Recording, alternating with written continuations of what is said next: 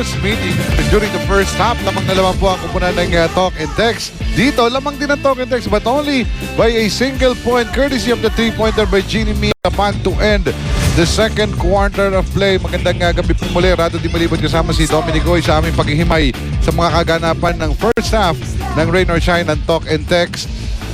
Akala natin, kontrolado na ito ng Rain or Shine. Biglang pumutok ang kupunan ng talk and text in the second quarter with a 28-point quarter. Napaganda ng itong talk and text in that second quarter led by Danny Siegel who had 10 points. Pero balikan natin, Rado, yung first quarter. Nung first quarter, teams really started out slow. Hindi natin nakita na umalargwa itong dalawang kupunan. But in that first quarter, it was raining threes. Pinunahan yan. Ito si Bo Belga. Pero ang nakarami. Ito si Ranidel Di Ocampo who had three-pointers in that first quarter, shooting 3 out of 3 from that area. Pero Alex Nuile sa kanyang pagpasok at pagkahugot ni Coach Yeng Yao, 7 points kaagad ang kanyang tinala doon sa first quarter kung saan lumamang ng animang Rain or Shine. Well, that first quarter, that 6-point lead mainly came from the fast break opportunities nitong Rain or Shine. They had 5 fast break points, 0 para sa talk and text. Everything else, more for both teams after that first quarter. Well, it's a different story altogether come the second quarter kung saan bumawi na po ang kupunan ng talk and text, drop and texters at ang kanilang unang pinuntahan dyan ay itong, si Chris Chu ang unang nagsimula sa kupunan ng Rain or Shine. Dinagdagan pa yan itong si Jeff Chan na kanyang sariling version ng 3-pointer, but yung huling 3-pointer ni Jimmy Alapag that actually emphasized the run of talk and text. Pero in that quarter, it was actually Danny Siegel who hurt most itong Rain or Shine. Danny Siegel in that second quarter got 10 points. Itong Rain or Shine naman, 8 dun sa mga manlalaro nila ang nakapuntos. Mainit pa rin yung shooting, but how did talk and text all of a sudden turn things around? They got to the free throw line. 10 out of 10 from the free throws. Itong talk and text, so 10 out of the 28 points nanggaling sa free throws. More or less, again, yung mga statistics na iba, pare-pareho lang eh. So, very distinct. Nung first quarter, nakatakbo itong Rain or Shine. Nung second quarter, nakapunta sa free throw line itong talk and text. Nakita din natin yung numero sa turnovers. 8 ang nakuha doon itong mga Rain or Shine. And in several instances ng partner, overpassing pa yung kanilang ginagawa. Nasobrahan na. That's why itong si Bo Belga on that third opportunity, tinira na lang niya. Race to the bonus. Ito po ang gustong makakuha ng dalawang kupunan na ito dahil sila ay nasa top 4. Number 3 ang Rain or Shine. Number 4 ngayon ang talk and text.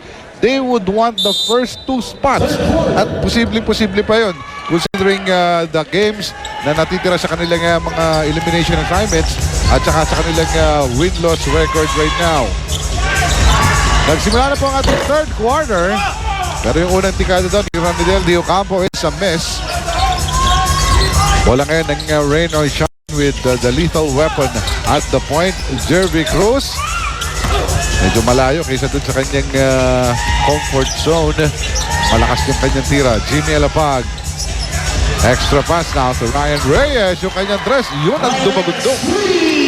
Ang paganda ng unselfishness nitong talk and text from the 3-point area. At 3-point shot ni Ryan Reyes at sa inyo ng PLDT Home DSL, the #1 home broadband. Going back to that play, ito si Ranidel, mainis na sa 3-point area pero opted to pass it to Ryan Reyes, still getting the same result. Both teams showing each other na meron talaga silang arsenal doon sa kanilang 3-point shooting. As Jervy Cruz was fouled by Ranidel on his way to the basket. That would be the second on RDO. And Jervy Cruz, after missing that jumper from 19 feet, namintis niya. Ito sa free throw line na kukunin ng kanyang mga puntos. Pasok yung una. Pasok din yung kanyang pangalawa for his 4th point of the game. 49-47 is still talk and text on top. Halos 1 minuto pa lamang po nakakalipas dito sa ating second half. Ranidel Di Ocampo, atake, nalansin niya ron ang depensa ng Rain or Shine. And you like how he's changing it up. Nung first quarter, wala siyang ginawa kundi 3 points. Ngayon naman, he wants to be aggressive, changing it up, keeping his defense guessing. Meanwhile, nasa check naman sa loob itong si JR Quinyahan. Mapuperas ang ilabas is Ryan Aranya challenging the defense. Nasapat siya doon, ialipik. But Jervy Cruz once again, yun ang comfort zone na hinahanap na. Yun talaga ang lugar nitong si Jervy Cruz.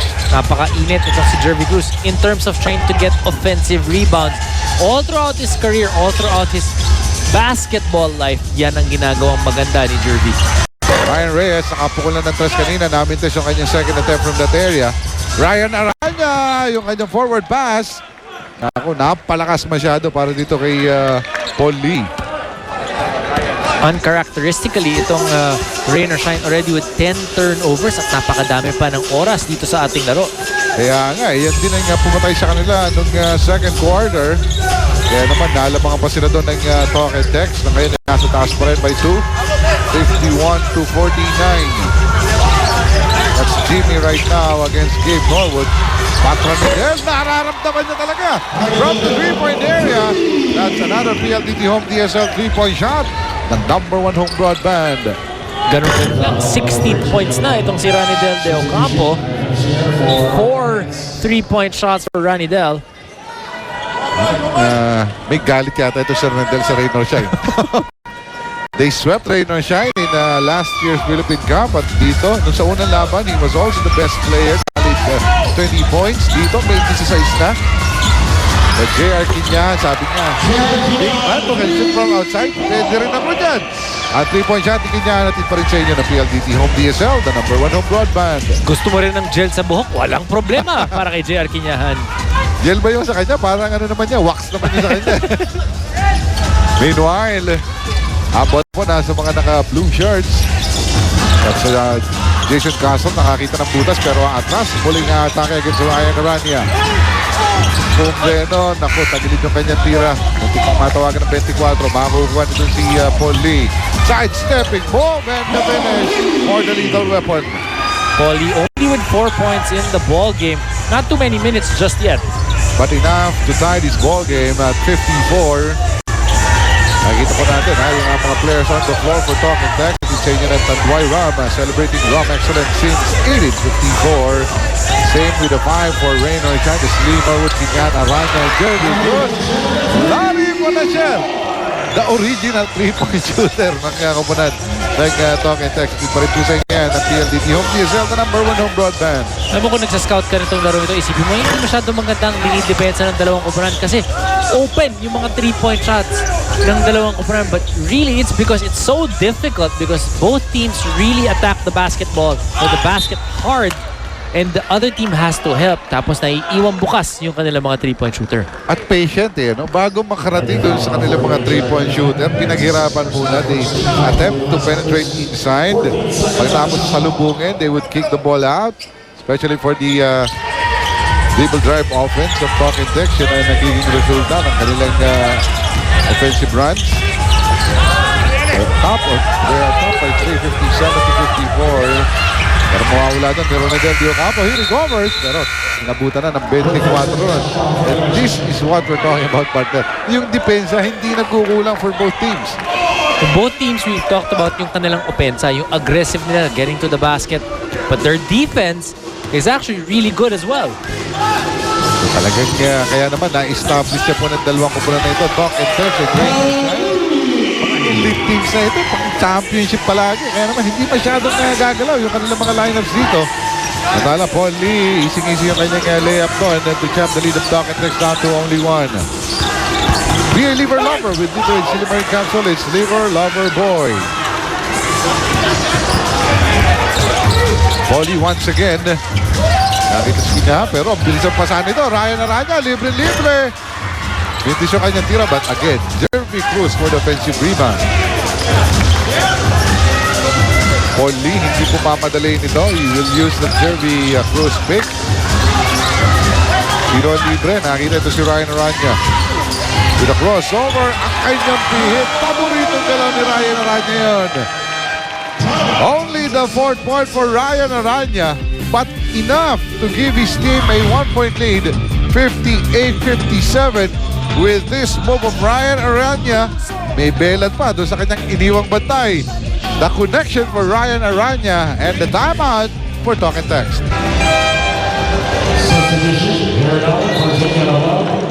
Our live audience dito sa Mo Arena really enjoying this game, and why not? Kanina yung ating first game, nanalo ang kumpunan ng San Mig over Air 21. At dito sa ating pangalawang laban, pukpukan din po. Dito sa labanan naman ng Rain or Shine and Talk and Text. Be a liver lover with Liver H Chili Marine Capsule. It's Liver Lover Boy. Rado, a basketball game, lagi yan inahambing dun sa isang boxing match. Pero itong larong ito, gusto ko ihambing sa mixed martial arts. Aba? Diba? Yung dalawang fighter are always aggressive. Tapos pag nagkasalubong sila o pag nagkaakapan, parang nag-aantay ka lang na parang puputok. So both these teams full of aggression, wanting to throw those knockout punches, and yun di ba? Pag nakanood ka ng mixed martial arts, ganun na ganun yung tema eh. Sunod-sunod, walang pahinga. May hindi mo alam kung nga sa taas, kung nga magsasapakan, o may grappling sa Oo. ilalim. May ipitan ba? So, ito nga po, mixed martial art version. Pagdating sa action, nakikita natin dito sa laban ng Rain or Shine and Talk and Text. In the last play, to say foul on J.R. Quinyahan sa kanyang pagtatangkang pigilin. Ito napakatuli naman si Jason Castro, who missed from the free throw line, though making second to tie the game at 58. 8 points na rin po ang naitatala itong si Jason Castro dito sa ating laban. Alley-oop pass! And the completion for Gabe Norwood. And he will really be strutting after that dunk. Yun yung sinasabi natin, parang tahimik lang. Then all of a sudden, an alley-oop slam dunk play by Rain or Shine. Not an inch ang ibinibigay nitong magkabilang komunaan. Nagaya ng 3-point shooting nitong si Ronedel Neocampo. At yung kanyang huling 3-point shot at sa inyo ng PLDT Home DSL, the #1 home broadband. 19 big points for Ronedel. As nag-sidestep naman itong si J.R. Quinyahan, amintis nga lang. Yan ang binabanggit mo, yung pukpukan, yung sapakan. Version lang ng aksyon na talagang nandito. Malingat ka lang sandali. Ayun na, natamaan ka na. Meanwhile, eto may palitan. Ang pinakamainit na mama, si Ronedel. Ilalabas muna Danny Siegel ang muling ibabalik. As we see that this LBC move of the game, an alley-oop pass between Paul Lee and Gabe Norwood. At isa ng LBC will like to move it. Humihinga-hinga pa yung mga fans dito matapos makita yung replay ng alley-oop. At dapat susundan pa nila. We're trying to run that second play. Kahit si Coaching nangiti doon sa... Napangiti siya kasi ang layo ng pasa ni Aranya eh. Hindi raw araw linggo lagi. Minsan Sabado, kaya po ngayong araw na ito. 61-60 naman pa rin po ang talking text. And Danny Siegel, ito po nagpahirap sa Rain or Shine ng second quarter. Babalik eh. Well, ito si Aaron Aban. So, mali na rin. Pero 2 points naman nakahapang sa linya. Ito si Aaron Aban. That's his first 2 dito sa laban na ito. Quinyahan, libre. Wala doon. Pero sa agawan sa rebound.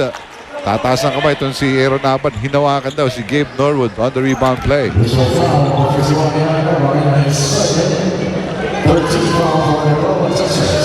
Mahaba na rin yung balbas ni Aaron Aban. Gusto yata habulin niya kay Dillinger eh. Medyo mahaba siyang hahabulin. Pero gusto yata habulin ng Dillinger si James Harden eh. O mas mahaba yun. Mas mahaba pa yun. Ilang taon na yun. Samantala, J.R. Quinyahan, may balbas din po itong mamang ito. Pero di ba itong si Jared Dillinger, hindi daw siya mag-aahit hanggat di siya nanalo ng championship. Oh, sa Meralco ha. Oo. Oh, naku po. Mataas-taas ng mahaba-haba na yung kanyang balbas. Baka kapit niya sa taklos niya. Baka pwede naman niya itinigtas. Diba, may 300 3-pointer para dito kay Larry Panasher.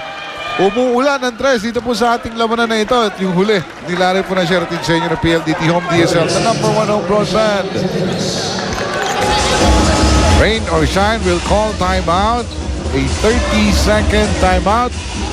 And we are talking about not the lack of defense, but really the hot hands from the 3-point range. Coach Yeng is not happy though with the adjustment. Well, he's not happy because yun nga, open looks or more open looks for Talk and Text. 5 out of 7 from the 3-point line dito sa third quarter. Ayun, mapapailing ka sa talim ng mga 3-point shooting. Meanwhile, may bagong pakain ang ulalam para sa mga PBA Tropa fans of the day. Ang bagong ulalam Tropa Pack. Busog na busog bang anin sa halagang 49 pesos lang. Available in sisig na astig, bistik na wala stick, at giniling mo baby flavors. Masarap, malaman, kain, vignette. Ulalam Tropa Pack. Di nang basta ulam. Ulalam. Now a 4-point lead na kailangan overall itong mga taga Rain or Shine. Alex Nunes bumalik na sa action.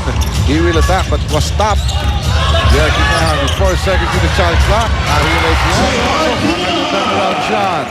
Every time you're a coach, na tumawag ka ng timeout, you like that your players will respond to your timeout. But more importantly, for Rain or Shine, kumaka-respond sila pagdating dun sa depensa. Oh, because that was the point emphasized by Coach Yeng Giao in their last timeout. Uy, nakas-depensa sila doon ng Danny Siegel. Pang-score na yun. Instead, makukuha ito ni Gabe Norwood. To Paul Lim, the crossover. Ligtas doon. Libre-libre doon. Ito si Jeremy Cruz. Pero namin ni Shantira. But I feel, ito si Gabe Norwood. Alex Nunes, nadandaan at hihintay na kanyang mga kapit. Dalawa pa ang naiwan doon. That's J.R. Quinahan and the point guard, Paul Lee. Who now was the leather. 9 seconds in their shot clock. Lalapit pa ito si J.R. Quinahan. Tinapon na lang yung bola. Was anticipating a foul. That was goal though. Minsan is Aaron Aban, libreng-libre. At hindi matutuwa si Coach Yeng doon. And that's what Jason Castro does. He really attracts that defense. But look at Rain or Shine.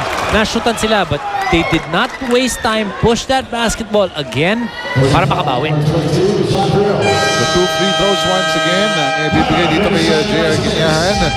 After that foul by John Ferriols. May timeout ang Talk and Dax. Though they're on top by 4 points, 68 to 64. Magbabalik po kami agad. Talaga po namang hindi na pumunat ang pagkatapay ng ating mga fans dito sa napakagandang laban ng Talk and Text ng Rain or Shine. As we remind our televiewers that everyone can do their share. You can text to donate by texting HELP-PH and sending it to 5353. 5 piso po ang madideduct sa inyong load pero magiging donasyon po yan. No transaction fee kaya lahat ng 5 piso nyo pupunta sa mga biktima ng Typhoon Yolanda. Pasok yung isa para dito kay J.R. Quinahan to chop the lead of Talk and Text down to 3. Wala nang nagkalayuan dito sa larong ito. Wala pong double-digit advantage. The highest was at 6 by Rain or Shine and 4 by Talk and Text. Yan, isigil na kumpun na sa ilalim. Nagawa pa rin ang para pero hindi pumasok yung kanyang tira. Tatlo yung sumalubong sa kanya and it's the lethal weapon now bringing the ball down for Rain or Shine. Looking for some motion. Naki Alex Nunes ang bola. Now to Chris Chu. Sa kabila naman, Paul Lee for the 3. Ayaw. Makukuha nitong si John Ferriols for the long rebound. Alley-oop now to Aaron Aban pero na-anticipate ni Chris Chu. Nasave yung bola. Pupunta kay Jason Castro. Sidestepping. Move the layup. Wala. Sayang na pagkakataon for Talk and Text. Napasaltik yung mga fans ng Talk and Text doon. Meanwhile, ito yung counter punch ng Rain or Shine. Pa-pass breakan sila, madedepensa nila. Balik agad, pass break din ang gante. Alam mo itong Rain or Shine at Talk and Text, pareho silang gustong tumakbo, di ba? Pagdating sa opensa. But both these teams also very good at getting back naman on defense, preventing fast break opportunities. Yan po ang mga characteristics that make a champion team. Hindi lamang pang-opensa, pang-depensahan. Both being shown here. Eh dapat naman, kasi dapat kung mabilis ka tumakbo papunta sa opensa, kaya mo din gawin yun sa depensa. Tama-tala, ito ba? Madaming palitan po rito. For Talk and Text, ilalabas muna si Jason Castro at John Ferriols. Ali Pick. Ang papasok naman kasama si Jimmy Alapag. Alex Nunes, ipinasok naman kapwa yung kanyang dalawang free throws as J.R. Quinahan. Ang siya naman magpapahinga for Rain or Shine in place. Si Bo Belga ang papasok. Harry Siegel. Nakita, Aaron Aban. Instead, lalapit. Turn around. Jumper niya. Malakas. Rebound makukuha ni Bo Belga. Ang nakita niya, ito si Chris Cruz siya magbababa. Kukumplituhin ng 5. Ibabalik dito kay Bo Belga against Ali Big. Yung kanya pasa na atala at makukuha pa ni Aaron Aban. Aban completes the steal. Will look for Jimmy Alapag.